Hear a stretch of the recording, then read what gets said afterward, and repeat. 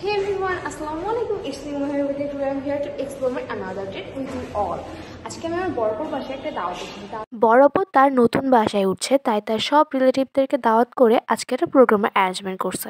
আর আমি এখন বড়পুর নতুন ফ্ল্যাটের ঠিক সামনেই আছি। আপনাদেরকে চারপাশটা একটু ঘুরে দেখিয়ে দিই এটা সামনে কেমন। অন্যান্য ফ্লোরে 2টা করে ইউনিট করলেও এই ফ্লোরে বড়পুর থাকবে তাই একটা ইউনিট করেছে। আর জুতাগুলো দেখেই হয়তো বুঝতে পারছেন ভিতরে কতগুলো মানুষ আছে। তো চলুন আপনাদেরকে বাসার ভিতরে ভিউটা দেখিয়ে আনি।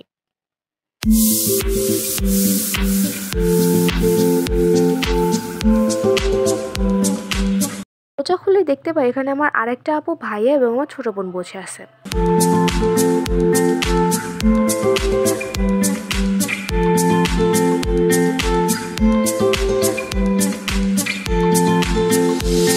আর এইটা হলো ড্রয়িং রুম, এখানেও অনেকেই বসে আছে, আপনারা দেখতেই পাচ্ছেন। এটা হলো অহনা যে মেহেদি দিচ্ছে, আর তাকে মেহেদি দিয়ে দিচ্ছে আমার ভাবি।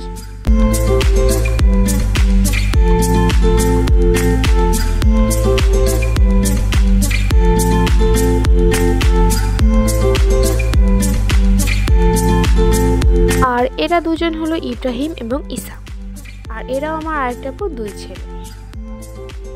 এটা হলো ডাইনিং কর্নার, সবাই হয়তো সকালের খাওয়া দাওয়া করছে। এখন আমি আপনাদেরকে বড়পুর বেডরুমটা দেখাই। এটা হলো বড়পুর বেডরুম, খুবই সুন্দর করে সিম্পলভাবে সাজানো আছে বেডরুমটা।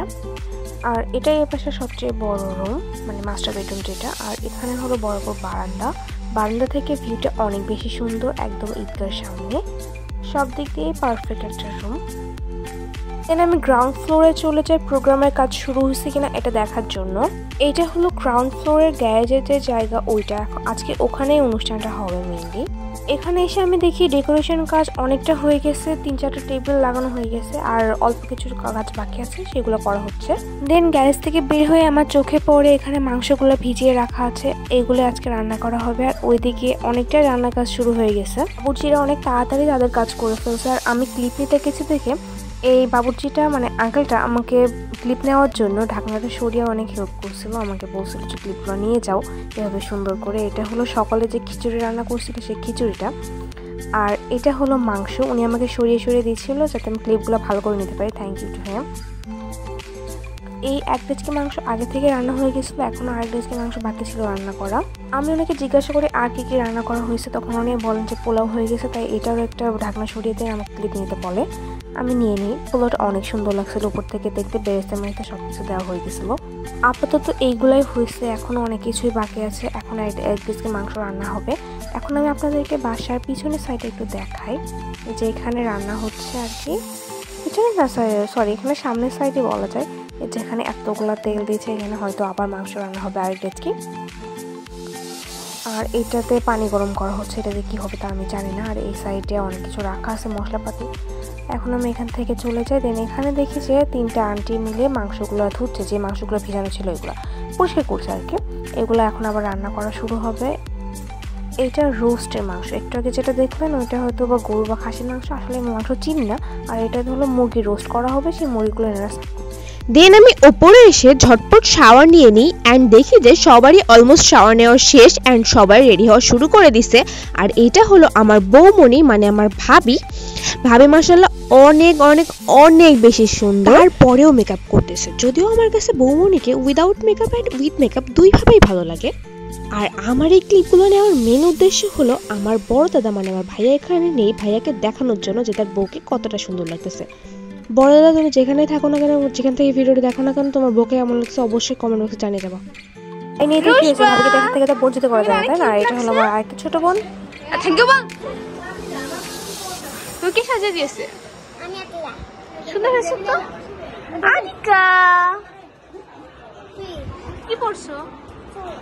তোমার সাথে পক পক পক পক করতে করতে আমারও রেডি হওয়া শেষ। দেখে বলো তোমার কেমন লাগছে, অবশ্যই কমেন্ট বক্সে জানিয়ে দেবে, ঠিক আছে?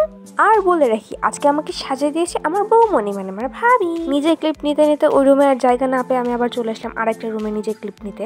সবাই অলমোস্ট চলে আসছে দাওয়াতে, এই যে সবাই এখানে বসে আছে। আর এখানে আমরা সবাই বসেছিলাম। তারপর আমরা সবাই গ্রাউন্ড ফ্লোরে চলে আসি, যেখানে খাওয়া দাওয়ার অ্যারেঞ্জমেন্ট করা হয়েছিল। এটা হলো আমাদের টেবিল।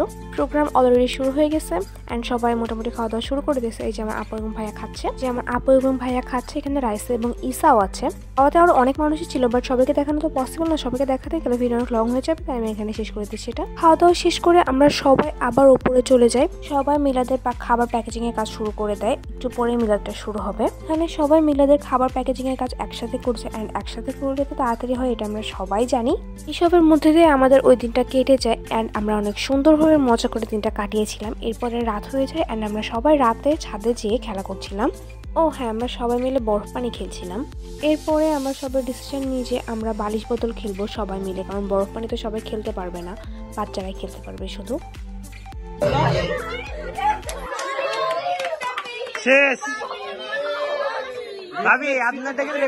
বালিশ বোতল খেলা শেষে আমরা সবাই আবার এক মাসলি পানি মেঘা এই গেমটাও খেলি।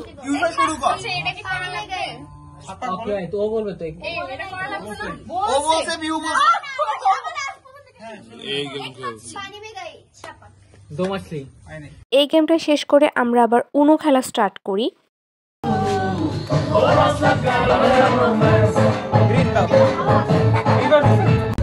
খেলা শেষে আমরা সবাই একটু ডান্স করছিলাম।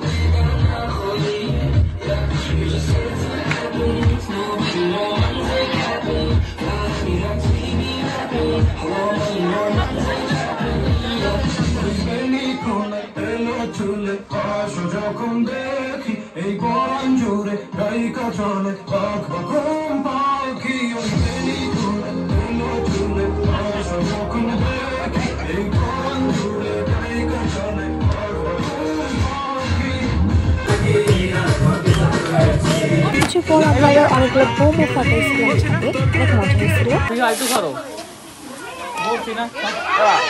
অনেক নাচানাচি খেলাধুলার পর আমরা বাইরে আসলাম চা খেতে, বাট আনফর্চুনেটলি চাটা ওই দিন একটুও মজা ছিল না, আমাদের কারোরই ভালো লাগেনি চাটা। সারাদিন এত প্রোগ্রামের পর আমরা সবাই টায়ার্ড হয়ে এখানে এসে বসে পড়েছি অ্যাট লাস্ট। আর বাইরে যেটা আমাদের কারোরই ভালো না লাগে, আমরা বাসায় এসে আবার কফি খাওয়ার ডিসিশন নিই অ্যান্ড আমাদের ভাবি আমাদের কাছে কফি বানিয়ে খাওয়াচ্ছে। অ্যাট লাস্ট এই কফিটা খেয়ে আমাদের একটু ভালো লাগছিল অ্যান্ড কফিটা সত্যি অনেক মজা হয়েছিল। এই ভিডিওটা এই পর্যন্তই। By everyone.